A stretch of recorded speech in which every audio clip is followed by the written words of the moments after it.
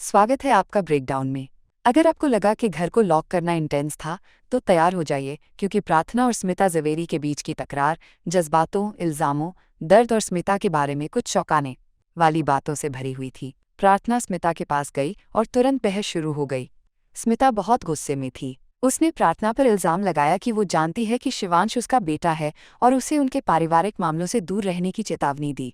प्रार्थना बेचारी ने स्मिता से एक माँ की तरह बात करने की कोशिश की, ये पूछते हुए कि वो शिवांश से इतना नाराज कैसे हो सकती है, खासकर जब उसने बचपन में उसे छोड़ दिया था।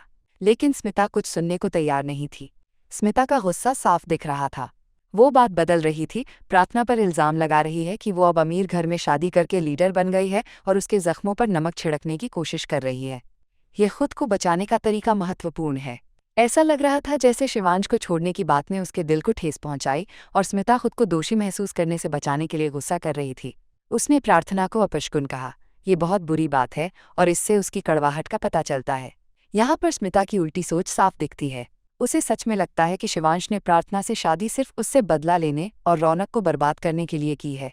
वो उनके रिश्ते का मजाक उड़ाती है, शिवांश को प्रार्थना का टेम्परेरी हस्बैंड कहती है और उनके बीच किसी भी सच्चे प्यार की उम्मीद को नकार देती है।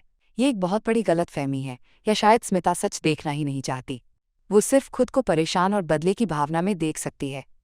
स्मिता के हमले से प्रार्थना साफ तौर पर टूट रही थी। वो शांति बनाने की कोशिश कर रही थी, समझदारी की आवाज़ बनने की, स्मिता से मिन्नतें कर रही थी कि वो पारिवारिक झगड़ा खत्म कर दे, क्योंकि सब परेशान हैं। उसकी लाचारी तब दिखी जब उसने हाथ जोड़कर स्मिता से ये सब रोकने को कहा। उसे लगता है कि स्मिता ही अकेली है जो सब कुछ शांत कर सकती है, लेकिन स्मिता एक दीवार की तरह थी। स्मिता बार बार शिवांश को प्रार्थना का टेम्पररी हस्बैंड कह रही थी। ये प्रार्थना को चोट पहुंचाने का एक सोचा समझा बुरा तरीका था। वो प्रार्थना को अपनी शादी पर, शिवांश के प्यार पर और आखिर में खुद पर शक करने पर मजबूर कर रही थी। ये एक दिमागी खेल था और उस पल में प्रार्थना को हिलाने में बहुत कामयाब रहा। ये झगड़ा प्रार्थना के आगे के कदमों को कैसे बदलेगा? स्मिता के शब्द जहर जैसे थे। क्या प्रार्थना शिवांश पर शक करने लगेगी, या फिर ये उसे स्मिता को गलत साबित करने और अपनी शादी और शांति के लिए लड़ने पर और मजबूर कर देगा?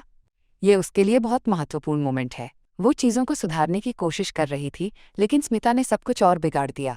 प्रार्थना की इमोशनल अपील के बाद भी स्मिता ने प्रार्थना के ससुराल वालों, बुआमा, शिवांश और प्रार्थना के लिए और नफरत दिखाई।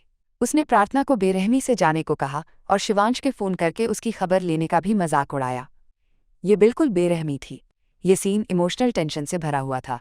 स्मिता जवेरी एक बहुत ही खतरनाक दुश्मन है और प्रार्थना की शांति की कोशिशें सिर्फ गुस्से से टकराईं। क्या प्रार्थना इससे उबर पाएगी? और क्या स्मिता कभी अपने गुस्से से ऊपर उठ पाएगी? आपको स्मिता के इल्ज़ामों के बारे में क्या लगा? नीचे कमेंट्स में बताइए।